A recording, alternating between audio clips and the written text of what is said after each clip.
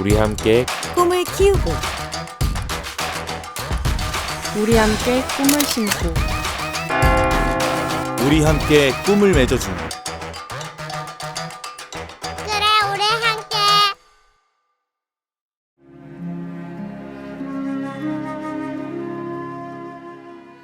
오늘의 말씀은 마태복음 28장 8절에서 10절 말씀입니다.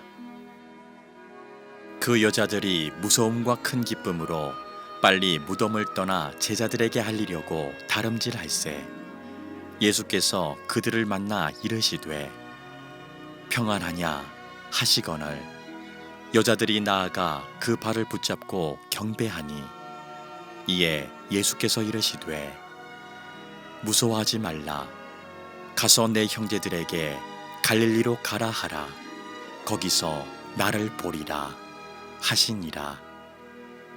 아멘.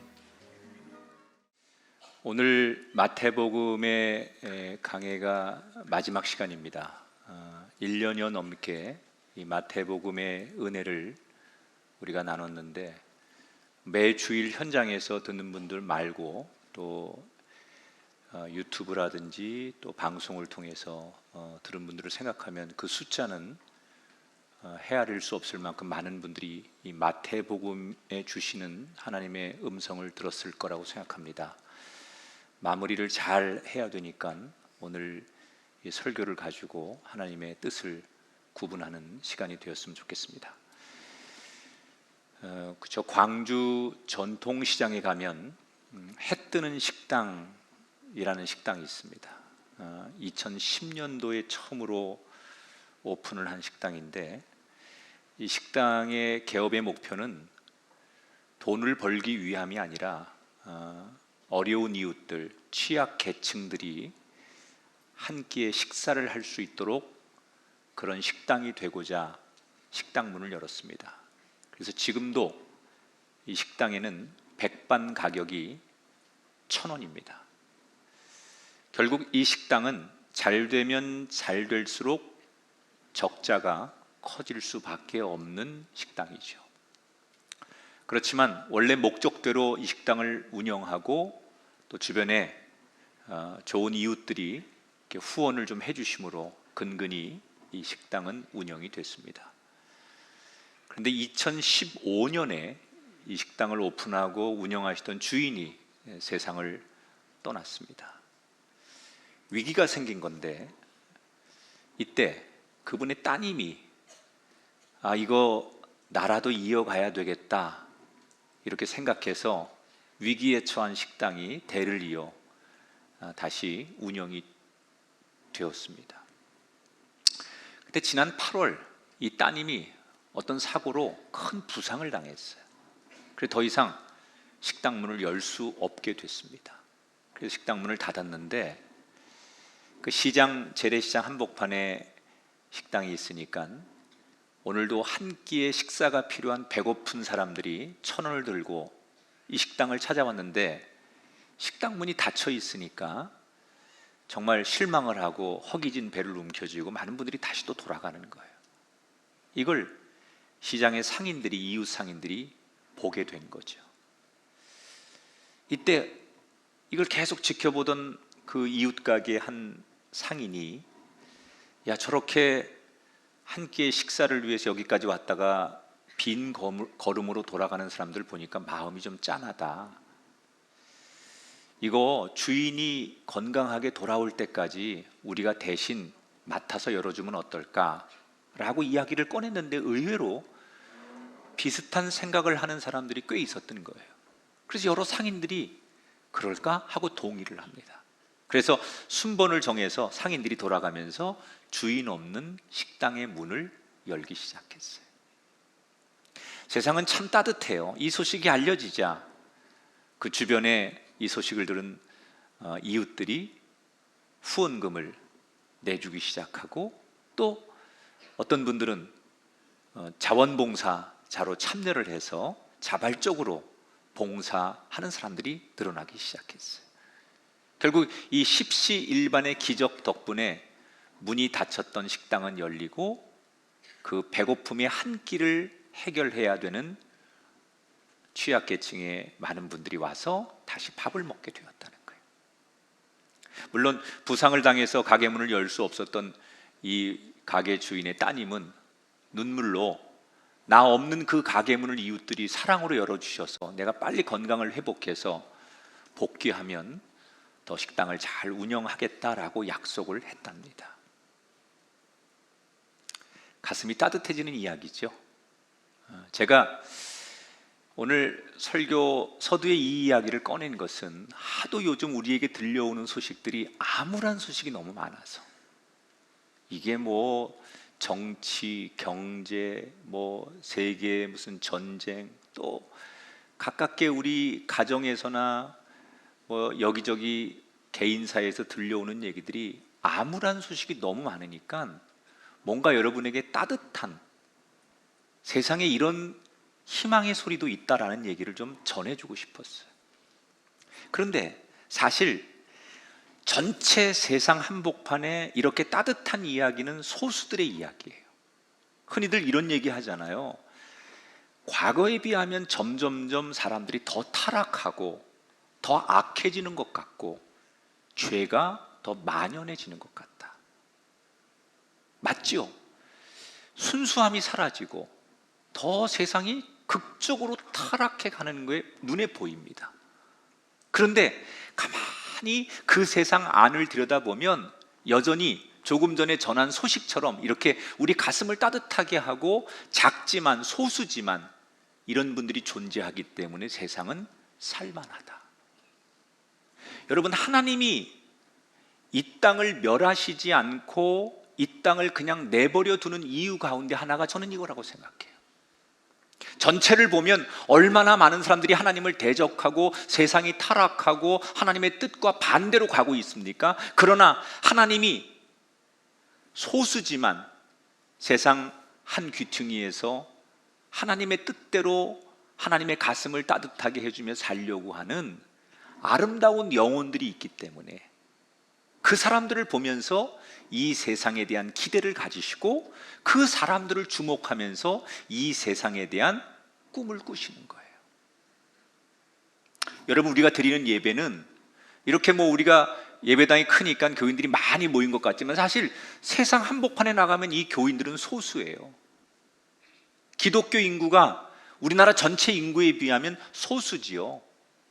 근데 이 예배가 왜 중요하냐? 하나님은 다수의 많은 사람을 원하는 게 아니에요. 한 사람이라도 하나님을 진정으로 예배하고 그 하나님을 진정으로 아바 아버지로 고백하는 사람이 있으면 하나님은 그 예배를 기뻐 받으시는 거예요. 다수를 비교하지 말고 세상과 나를 비교하지 말고 여전히 내가 한 사람일지라도 하나님을 기쁘게 했던 야곱처럼, 아니 다니엘처럼 어떤 상황에서도 오늘도 여전히 하나님을 예배하는 기쁨의 사람이 되시기를 주 이름으로 축원합니다. 자, 오늘 마태복음 마지막 시간인데 예수님께서 이제 십자가에서 죽음을 당하시고 아리마대 요셉이라는 사람의 무덤에 예수님이 장례를 이제 치르시게 되고, 그리고 예수님을 따랐던 많은 제자들은 이미 뿔뿔이 흩어지고 도망가 숨어 있기에 급급한 상황에서 오늘 마태복음의 마지막 장에서는 어떤 복음을 우리에게 전하느냐? 1절, 2절은 이렇게 시작하지요. 안식 후 첫날이 되려는 새벽에 막달라 마리아와 다른 마리아가 무덤을 보려고 갔더니 큰 지진이 나며 주의 천사가 하늘로부터 내려와 돌을 굴러내고 그 위에 앉았다. 안식일 다음 날 새벽은 오늘 우리가 드리는 이 주일 예배처럼 이날을 말하는 거죠. 주일 아침 동이 트기 전에 두 여인이 예수님이 시신이 있는 무덤을 향해 걸어가고 있었어요.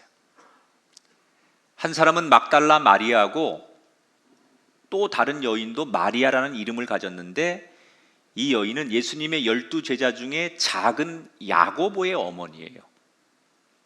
이 두 여인은 왜 이른 새벽 예수님의 무덤을 향하여 걷고 있었을까? 많은 성서학자들은 다 똑같은 얘기를 하죠. 급하게 안타깝게 예수님의 장례를 치르다 보니 그 마지막 고인을 향해서 향료 하나 발라드리지 못한, 우리로 말하면 염 같은 걸 제대로 못하고 그냥 시신을 안치했기 때문에 마음에 걸렸다는 거죠. 그래서 여인들이 서둘러 정말 예수님의 시신이라도 이제 돌아가셨지만 잘 다듬어 드리고 싶은 마음에 무덤을 찾아가는 거예요. 저는 이 장면을 보면 남자들의 믿음보다는 여자들의 믿음이 때로는 훨씬 좋구나. 여자만 아멘 할 줄 알았어요. 왜냐하면 남성들은 좀 이렇게 되게 이성적이잖아요. 생각이 이성적으로 동의돼야 움직이는 게 남성적이라면 여성은 감성적이세요. 가슴으로 움직이는 사람이에요. 근데 사실 건강한 기독교와 신앙은요, 이성과 감성이 조화를 이루어야 돼요. 너무 머리로 믿으려고 하고 머리로 계산하고 머리로 자기가 동의돼야만 믿는 건 이게 감성이 없는 거예요. 참 힘듭니다. 이런 교인들 만나면 목사가 바짝바짝 마릅니다. 그렇다고 너무 맹목적으로 이 가슴으로만 믿으면 생각이 없는 거죠. 논리와 이성이 없는 상태에서 믿다 보면 그게 잘못된 왜곡된 이단이 나오기도 하고 잘못된 신앙의 결과가 나오기 때문에 반드시 신앙은 머리와 가슴이 적당한 곳에서 만나야 돼요.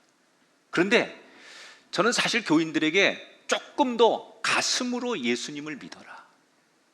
여러분, 이 가슴으로 다가오는 어떤 이야기를 할 때도 가슴으로 여미는 얘기가 머리로 들려오고 귀로 들리는 것보다 훨씬 더 우리 인생을 행복하게 하잖아요.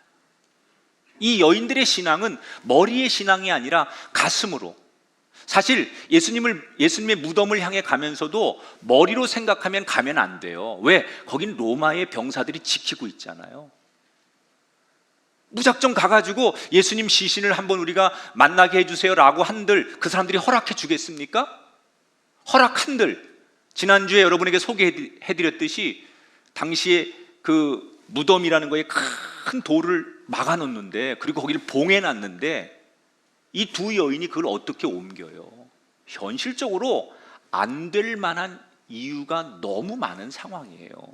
근데 그걸 머리로 계산하고 머리로 생각하면 아예 실행하지 않았겠죠. 그런데 가슴으로 가는 거예요. 그냥 안 될지라도 우리가 너무 사랑했던 예수님, 그 예수님을 보고픈 마음에 순수하게 걸어간 그 발걸음에 오늘 마태복음 28장은 기적의 이야기가 거기서부터 시작되는 거예요. 오늘 이 예배를 드리신 현장에 계신 분들, 또 방송을 보고 계신 분들, 유튜브를 보고 계신 분들 모두 가슴이 열려지고 가슴으로 주님이 여러분 안에 들어오는 시간이 되길 주의 이름으로 축원합니다. 자, 걱정은 있었지만 무덤가를 향해서 순수한 마음으로 걸어갔던 이 여인들에게 무덤에 도착해 보니 생각지도 못한 광경이 펼쳐지는 거예요. 뭐예요? 무덤 입구가 열려 있어요. 그리고 시신이 누워 있어야 될, 예수님이 누워 있어야 될 그 자리에 하얀 천사가 앉아 있는 거예요. 그리고 이미 얼굴이 하얘져 가지고 창백한 얼굴로 혼비백산한 이 무덤을 지키던 병사들이 주저앉아 있는 모습이 보이는 거예요. 도대체 예수님의 무덤에 무슨 문제가 생겼길래 이런 현상이 일어난 걸까? 너무 궁금하고 불안했던 이 여인들에게 부드러운 천사의 음성이 여인에게 들리는 거예요. 무서워하지 말아라. 예수님께서 살아생전에 약속하신 대로 죽음을 이기시고 다시 살아나셨다. 여러분, 이 대목의 아멘을 좀 크게 하셔야 됩니다. 부활하셨다. 누구도 해결하지 못한 사망의 첫 열매가 되셔서 예수님이 그렇게 약속한 대로 부활을 하셨어요. 여러분, 이 문제를 반드시 아멘으로 여러분이 해결하지 않으면 평생 교회 다녀도 여러분은 사기당하는 거예요. 교회를 아무리 오래 다니고 예수를 아무리 오래 믿어도 나는 부활이 안 믿어지고 부활을 못 믿겠어 그러면 여러분은 교회 다니면 당할수록 사기당하는 거예요. 기독교의 제일 중요한 진리가 예수님은 사망을 이기시고 부활하셨다. 그 첫 열매가 되셔서 그 부활의 예수님을 믿는 우리들에게 부활의 소망을 주시는 메시지, 이걸 믿으셔야 돼요. 저는 성경을 연구하고 성경을 전하는 목회자니까 때로 이런 욕심이 있어요. 야, 성경의 저자들이 다른 것 좀 분량을 줄이더라도 이 부활이 너무 중요한데 이 부활의 소식을 좀 구체적이고 사실적이고 그리고 좀 정말 사람들이 논리적으로 믿을 수 있도록 그렇게 기록을 해줬으면 얼마나 좋을까. 근데 사실은 부활의 이 기사의 분량이 다른 것보다 조금 작아요. 처음에는 제가 성경을 연구하면서 아니 이 중요한 부활의 소식을 분량을 몇 장 정도 늘려서 사람들에게 이걸 가르쳐야 되는데 왜 이렇게 이 소식을 성경은 복음서가 작게 할애를 했을까? 그게 사실 저한테는 좀 불만이었거든요. 근데 어느 날 저에게 이런 깨달음이 있더라고요. 야, 사실을 이야기하는데 무슨 부연 설명이 필요하냐? 여러분, 절대적인 사실 앞에는 다른 부연과 다른 설명이 필요 없잖아요. 이게 사실인데 뭘 거기 덧붙이고 이게 맞는데 뭘 거기다 다시 부연합니까? 그게 의미가 없는 거예요. 사실은 그냥 그 사실 한마디로 팩트로 끝나는 거예요. 그래서 성경은 너무 중요하지만 너무 명백한 사실이기 때문에 이 기사를 한마디로 예수님이 살아나셨다고 증언하는 거예요. 이 사실을 우리가 믿음으로 받아들이고 아멘하고 입으로 고백할 수 있는 그리스도인들이 되시기를 주님의 이름으로 축원합니다. 이 여인들은 정말 예수님이 약속한 대로 살아나셨음을 받아들이는 거예요. 그런데 그렇게 예수님의 살아나셨음을 받아들이는 그 순간 이 여인들의 뒤편에서 아주 익숙한 목소리가 들리는 거예요. 목소리 들으면 알잖아요. 너무 익숙한 소리. 어떤 소리가 들리느냐? 평안하여라. 샬롬, 샬롬. 그 소리가 여인들에게 들리는 거예요. 너무 익숙한 소리에 본능적으로 몸을 돌려보니 부활하신 예수님께서 여인들 앞에 서 계신 거예요. 너무나 자기들이 오랫동안 보아왔던 익숙한 예수님의 모습. 여러분, 이 장면에서 저는 부활하신 예수님이 이 여인들에게 첫 번째 던져준 메시지, 샬롬, 평안하여라. 살다 보면요, 사람이 제일 행복한 순간은 평안한 거예요. 이게 정말 나이가 먹을수록 지위가 높아질수록 얻는 결론은 늘 똑같더라고요. 야, 하루라도 평안한 게 천국이구나. 다른 거 필요 없어요. 사람이 이런저런 생각에 잠을 뒤척거리거나 밥을 못 먹거나 이런 마음속에 여러 가지 감정이 생기는 거, 이게 평안이 없다는 얘기거든요. 그런데 돈이 없고 지위가 없고 혹시 내가 원하는 세상의 것을 다 얻지 못했을지라도 마음만큼은 평안하면 그건 주님으로부터 최고의 선물을 받은 거예요. 난 여러분에게 오늘 이 여인들에게 예수님께서 주신 부활의 첫 선물, 평안해라. 이게 여러분에게 들려지는 선물이 되길 축복합니다.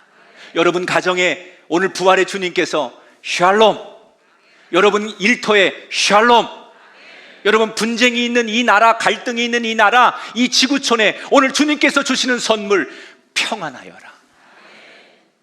오늘 교회에 오셔서 여러분 이 선물을 한 보따리 받아가시길 주 이름으로 축원합니다. 얼마나 여기 오기까지 정말 한 주간 동안 여러분 마음이 불안하고 때로는 분노하고 염려하고 여러분 마음속에 많은 감정들이 오고 갔습니까? 그리고 얼마나 힘들었습니까? 그런데 오늘 주님 전에 와서 예수님께서 익숙한 목소리로 너의 영혼을 향하여, 너의 인생을 향하여, 너의 자녀를 향하여 내가 선물하노니 평안하라. 이거 받아가지고 가세요. 그리고 한 주간 누리세요. 그 선물 마음껏 누리시기를 주님의 이름으로 축원합니다. 이때부터 이 여인들은 기쁨에 오열을 하지요. 예수님이 돌아가셨을 때 십자가 밑에서 슬픔의 눈물을 흘렸던 그 여인들이 부활하신 예수님을 직접 만나고 기쁨의 눈물을 흘리기 시작했어요. 아마도 슬픔의 눈물보다는 제가 볼 때 기쁨의 눈물이 훨씬 더 많았을 거라고 생각해요.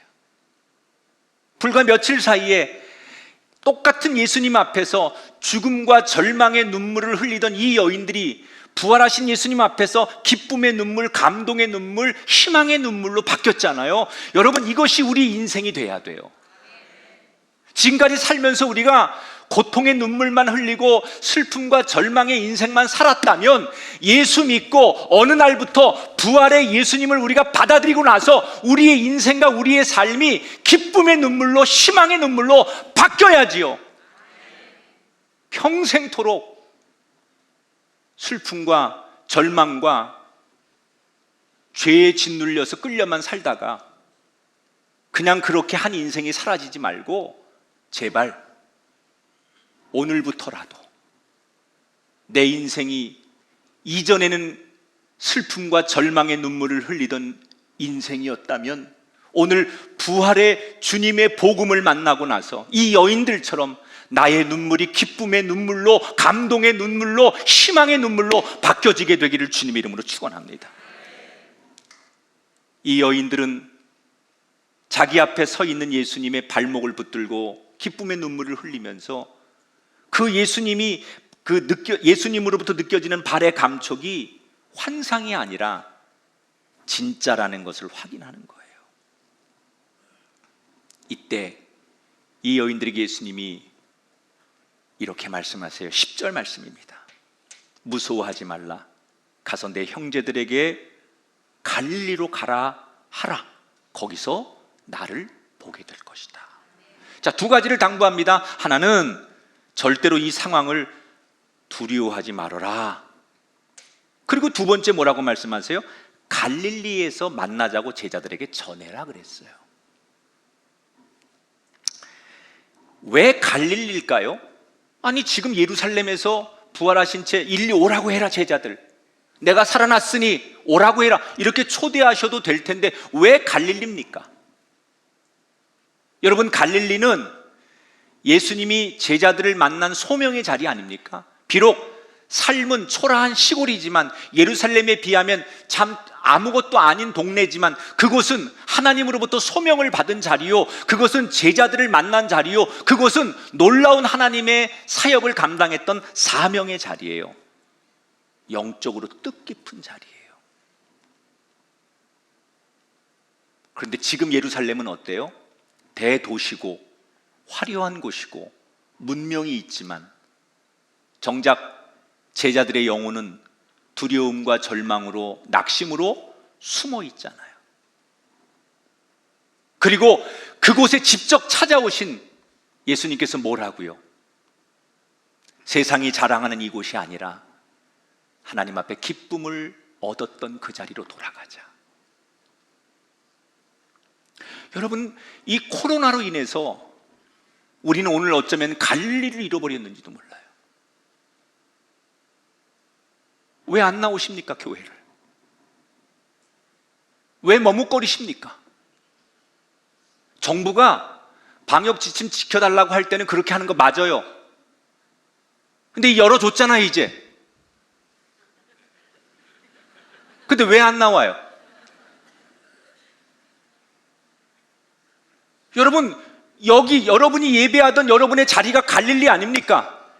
그곳이 여러분 예수님을 만난 자리고 눈물이 있었고 거기에 기쁨이 있었고 여러분 자녀가 무릎 꿇고 헌신한 자리였고 여러분의 인생의 문제를 놓고서 씨름하던 자리, 그 자리가 여러분이 예배하던 갈릴리 아닙니까? 그러면 그 자리로 돌아와야지요. 왜 세상의 화려한 곳에서 편안하게 갈릴리를 놔두고 그 자리를 즐기십니까? 우리 모든 성도님들, 여러분의 갈릴리가 회복되길 바랍니다. 예수님이 여기서 만나자고 하시니 하나님을 예배하는 이 자리에서 여러분 부활의 예수님을 만나게 되기를 주의 이름으로 축원합니다. 사실은 이 본문이요, 이 설교하기가 참 어려운 게 매년 부활절마다 이 본문 가지고 모든 목사님들이 설교하잖아요. 그래서 여러분들이 이 내용을 다 알고 있어요. 너무나 유명한 얘기니까. 그런데 너무 익숙한 길이기 때문에 종종 길가에 핀 작은 꽃들을 우리가 그냥 지나치듯이 이 부활의 설교가 너무 익숙하다 보니까 정말 예수님이 의도하는 중요한 표현을 많은 성도들이 놓쳐요.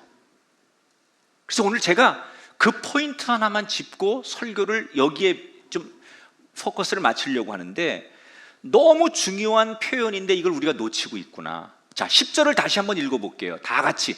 우리 TV 보시는 분들도, 유튜브 보시는 분 다 같이 한번 거기서 읽어보세요. 시작. 무서워하지 말라. 가서 내 형제들에게 갈릴리로 가라 하라. 거기서 나를 보리라. 자, 여기서 정말 중요한 포인트의 단어가 뭘 것 같아요? 100점, 100점. 정답이에요. 여기서 정말 우리가 놓치지 말아야 될 중요한 단어가 뭐냐? 내 형제들이라고 예수님이 부른다는 거예요. 저는 이 단어를 놓고 지금 예수님의 제자들을 내 형제들이다라고 부르는 예수님, 이 표현이 적합한 사람일까?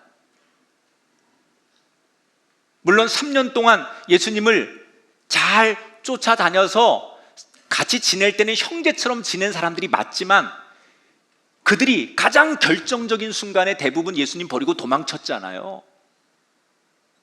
함께 있을 때는 형제처럼 지내다가 자기들에게 불이익이 닥칠 것 같으니까 베드로 같은 사람 예수님 모른다고 저주하고 부인했잖아요. 그런데 그 사람들이 무슨 형제입니까? 여러분, 형제라면요, 이 사람이 가장 곤란하고 가장 어려울 때 대신 돌맞아주는 사람을 형제라고 하는 거고요, 가장 힘들 때 옆에 있는 걸 형제라고 하는 거죠. 어떻게 예수님 버리고 자기 살겠다고 다 도망가 숨어있는 그들을 형제라고 부를 수 있습니까? 그런데 그 상황에서 예수님은 제자들을 내 형제들이라고 불렀어요. 도대체 무슨 마음에서 그러셨을까? 이게 어떤 메시지일까? 여기에는 예수님의 깊은 복음적 마음이 있는 거예요. 그건 내가 너희들의 과거는 묻지 않겠다. 너희들이 나를 배신하고 나를 부인하고 너 살겠다고 등 돌리고 돌아간 것, 그 과거 일은 나한테 중요하지 않다. 지금 나와 함께 내 손을 잡고 하나님 나라 이룰 때까지 함께 가자. 이 부르심, 이걸 우린 기독교는 콜링이라고 해요. 하나님의 부르심. 하나님이 우리를 부르실 때 중요한 원칙이 있어요. 우리의 연약함 때문에, 우리의 무슨 어떤 지나간 과거의 사건 때문에, 우리의 지나간 무슨 흔적 때문에, 그런 것 때문에 우리를 주님께서 마다하고 안 된다고 말씀하지 않아요. 네가 어떤 과거를 살았던, 어떤 아픔이 있던, 어떤 자국이 있든 간에 그 과거는 중요하지 않다. 지금 나의 손을 잡고 일어서라는 거예요. 이 주님의 부르심 속에는 우리를 용서하시고 우리를 받아들이시는 넓은 사랑이 있는 거예요. 사람들은 그렇지 않아요. 항상 우리가 청문회를 하던 그 사람을 평가할 때 이 사람이 과거가 어땠는지, 어떻게 살아왔는지, 어느 학교를 나왔는지, 무슨 일이 있었는지 이걸 가지고 지금을 평가하는 게 사람이지만요, 주님의 평가는 그렇지 않아요. 너의 과거가 중요하지 않다. 네가 어떤 인생을 살았든, 어디에 있었든, 누구를 만났든 나에게 중요하지 않다. 지금 나와 함께 가는 것이 중요하다. 이 부르심을 여러분 꼭 기억하세요. 기독교의 자유함은 과거의 사슬로부터 벗어나는 거예요. 그게 진짜 하나님을 만나는 거예요. 혹시 이 자리에 지나간 과거의 여러 가지 어려움 때문에 상처를 입고 계신 분이 있다면, 누군가에 대한 분노, 아니 트라우마 이런 것으로부터 여전히 지금의 평화가 없는 사람들이 있다면, 오늘 주님께서 여러분에게 이 마태복음 28장을 통하여 들려주시는 샬롬, 내 손을 잡아라, 내 형제들아, 이 복음의 음성이 여러분의 것이 되기를 주님의 이름으로 축원합니다. 제가 좀 연락이 지금은 좀 안 되는 성도 하나가 있는데, 늘 목회하면서 잊지 못하는 성도예요. 왜냐하면 제가 개척하고서 신앙생활 했던 청년인데, 지금은 나이가 꽤 먹었을 거예요. 근데 이분이 학창시절 중학교 때 우리 교회 개척교회를 처음 나왔어요. 근데 교회 나올 때 이분 상황이 어땠냐면, 학창시절에 그 학교에서 소위 왕따, 학폭 이런 걸 당한 피해자입니다. 그래서 굉장히 어린 학생이 막 정말 너무 힘들어가지고 어떻게 막 안 되고 정신적으로 너무 충격을 받아가지고 힘들어할 때, 물론 누가 권면을 했겠지만 용기를 내어서 우리 교회에 출석을 하기 시작한 거예요. 그리고 어렸지만 정말 그 아픔을, 예수님을 만나서 그걸 딛고서 신앙생활을 잘 했어요. 그리고 중학교, 고등학교, 그리고 청년이 된 거예요, 우리 교회에서. 근데 옛날에는요, 교회가 이렇게 개교회로만 안 하고 지역에서 여러 교회들이 연합으로 집회도 같이 하고 행사도 같이 하는 게 많이 있었거든요. 그래서 우리 청년부들이 지역의 몇 교회하고 같이 연합으로 무슨 집회를 하나 하게 되었는데, 그래서 각 교회 청년들이 다 모이는 거예요. 그래서 우리 이 청년도 이제 그 집회를 준비하기 위해서 모임에 나갔는데, 거기서 정말 만나면 안 되는 사람을 만났어요. 누굴 만났을까요? 자기가 중학교 때 자기를 그 폭력으로 고통스럽게 했던, 그리고 왕따를 주동했던 친구를 만난 거예요. 딱 그 친구를 만나는 순간 그냥 굳어버린 거예요. 얼굴이 굳어지고 한 발짝도 뛸 수가 없더래요. 물론 그 상대 친구는 과거에는 그렇게 애들을 괴롭히고 학교에서 못된 짓을 했지만, 그 뒤에 이 친구도 새로운 삶을 살고자 다른 교회에 나가서 신앙생활을 지금 열심히 하고 있는 거예요. 그런데 문제는 이 피해자인 학생이 얘를 보는 순간 다시 그때의 트라우마가 떠오르면서 심장이 벌렁거리고 식은땀이 나고, 그날부터 모든 삶의 리듬이 무너지는 거예요. 그러면서 어디까지 가느냐? 교회 나오기 싫다는 거예요. 그 청년은 다른 교회를 나가고 이 청년은 우리 교회를 나오는 건데도 교회를 나오기 싫다는 거예요. 그때는 이제 교회가 개척교회니까 제가 그 청년들까지, 학생들까지 다 이렇게 혼자 케어를 할 때니까 이 청년을 만났어요, 찾아가서. 그리고 얘기를, 지금 한 얘기를 쭉 하는 거예요, 자기 이야기를. 근데 얼마나 고통스러웠을지, 어린 학생이. 그래서 내가 이 얘기를 다 듣고, 네가 얼마나 힘들었을지, 네가 얼마나 고통스러웠을지 목사님 이해가 간다. 그러면서 이 청년에게 무슨 얘기를 해줘야만 될까 막 순간 고민을 하다가 제가 이런 얘기를 했어요. 야, 그거 다 옛날 이야기잖아. 다 지나간 이야기잖아. 왜 옛날 이야기에 머물러? 너 그때하고 지금하고 달라진 게 있어. 그러니까 뭐가 달라졌니? 그때는 너 혼자 싸웠지만 지금은 너 하나님 백이 있잖아. 그때는 너 혼자 당했지만 지금부터는 하나님이 너의 백이야. 하나님한테 일러. 하나님이 내 백인데 뭘 두려워해? 왜 자꾸 옛날에 내가 당하고 옛날에 내가 고통받은 거에 머물러 있어? 하나님이 네 백이니까 너 옛날에 머물러 있지 말고 거기서 나와. 근데 결정을 못하는 거예요. 그래서 내가 한마디 더 붙였어요. 만약에 하나님이 백이 되어서 네 편이 안 되면 내가 할게. 그랬더니 이 청년이 용기를 내기 시작하는 거예요. 하나님도 있고 목사님이 자기 편이 돼준다고 하니까 정말 다시 용기를 내서 교회를 출석하는 거예요.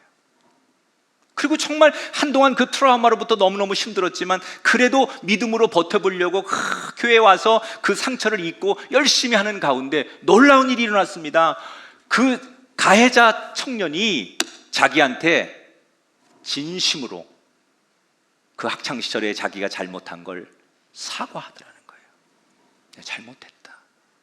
그때 내가 철이 없었고 그랬는데 생각해보니까 내가 너무 잘못했고 그게 마음에 걸렸는데 나도 너를 보고 너무 놀랐고 너를 찾아와야 되는데 용기가 나지 않아서 너에게 진심으로 미안하고 사과하는 거니 용서해달라. 그런데 그 가해자 청년이 그렇게 용서를 구하고 그 얘기를 듣는 순간 이 청년이 놀랍게도 자신 안에 있던 그 과거의 상처와 트라우마로부터 자기가 완전히 자유로워지는 거예요. 그 청년이 자기한테 잘못했다고 이 용서를 구하는 순간, 그 용서를 받아들이는 순간 그 과거의 아픔으로부터 자기가 자유롭게 되더라는 거예요. 여러분, 좋은 일이든 나쁜 일이든 과거는 다 지나간 일이에요. 거기에 머물지 마세요. 지금 오늘 너는 내 형제야. 이 주님의 음성이 더 중요하지 않아요? 우리의 인생 속에 다 과거가 있습니다. 우리의 인생 속에 다 지난날의 후회가 있습니다. 그러나 오늘 너는 내 형제야 라고 갈릴리에서 만나자고 하는 부활의 예수님의 복음을 우리가 들으면서 다시 일어설 수 있는 주의 제자들이 되기를 주의 이름으로 축원합니다. 한편 이 로마 군병들은 예수님이 부활하신 모습을 자기들이 봤음에도 불구하고 두려운 거예요. 이걸 그대로 빌라도에게 가서 보고하면 자기들 얘기를 믿을 리가 없지요. 그래서 예수님을 죽이는데 제일 앞장섰던 대제사장을 찾아가요. 그랬더니 대제사장이 깜짝 놀라서 자기들끼리 회의를 하다 말고 이 로마 병사들에게 돈을 주면서 회유하죠. 야, 부활했다고 하지 말고 예수님의 제자들이 우리가 잠든 사이에 몰래 예수님의 시신을 훔쳐갔다고 얘기해라. 그래서 당시에 많은 유대인들이 이 로마 병사들이 한 얘기를 듣고 예수님의 부활을 처음에 안 믿는 거예요. 예수님의 시신이 없어진 것은 그 제자들이 훔쳐갔다, 이런 설 때문에 한동안 예수님 부활을 사람들이 믿지 않는 거예요. 그러나 여러분, 사실을 이길 수 없는 거예요. 예수님은 부활하셨고 약속대로 갈릴리에서 제자들을 만나요. 그리고 오늘 마태복음 28장에 유명한 그 지상명령 말씀을 제자들에게 주세요. 그리고 오늘 마태복음 28장을 마무리하면서 예수님께서 정말 중요한 얘기를 해요. 저에게 간혹 어떤 분들이 이 서예 작가들이나 이런 분들이 목사님에게 작품 하나 써드리고 싶은데 가장 좋아하는 글 하나 주세요. 그러면 제가 거의 거침없이 내놓는 말이 성경 마태복음 28장 20절이 제가 가장 좋아하는 얘기입니다. 제가 어디 내 죽으면 그 추모 공원에 어디 갈 건데 거기에다가 내가 준비를 해놨거든요. 내 것도요. 거기다 이거 써놨어요. 그냥 걱정하지 말아요. 내가 제일 성경에서 좋아하는 말씀, 볼지어다 내가 세상 끝날까지 너희와 항상 함께 있으리라. 모든 부탁을 마치시고 승천하시기 전에 예수님께서 제자들뿐만 아니라 우리에게 약속하신 말씀이에요. 하늘과 땅의 모든 권세를 가진 내가 보혜사 성령으로 너희와 항상 세상이 끝날까지 있으리라. 여러분, 이것만큼 우리에게 아름답고 귀한 선물이 어디 있겠어요? 지금도 나와 함께 하시는 예수님, 나의 친구가 되셔서 나와 동행하시는 예수님, 그 예수님을 바라보며 여러분, 이 부활의 신앙답게, 사실 이 예수님의 부활은 위풍당당한 거예요. 뭐 하나가 예수님의 부활을 가로막는 게 없어요. 마찬가지, 부활의 신앙을 가지면요, 무슨 세상에 우리가 돈이 없고 가진 게 없어도 그 삶은 위풍당당한 거예요. 부활의 신앙을 갖는 사람에게는 어떤 장애물도 그의 인생을 가로막을 수 없어요. 오늘 마태복음 28장을 마지막으로 고난 속에도 마지막까지 목적에 도착한 예수님의 인생을 보면서 우리 역시 그 길을 그대로 따라가는 주의 제자들이 되기를 축복하면서 마태복음의 울림이, 이 마태복음의 주님의 사랑이 우리의 인생과 이 땅 가득한 많은 영혼들에게 함께 끝없이 전해지는 주의 축복이 있기를 주님의 이름으로 축원합니다.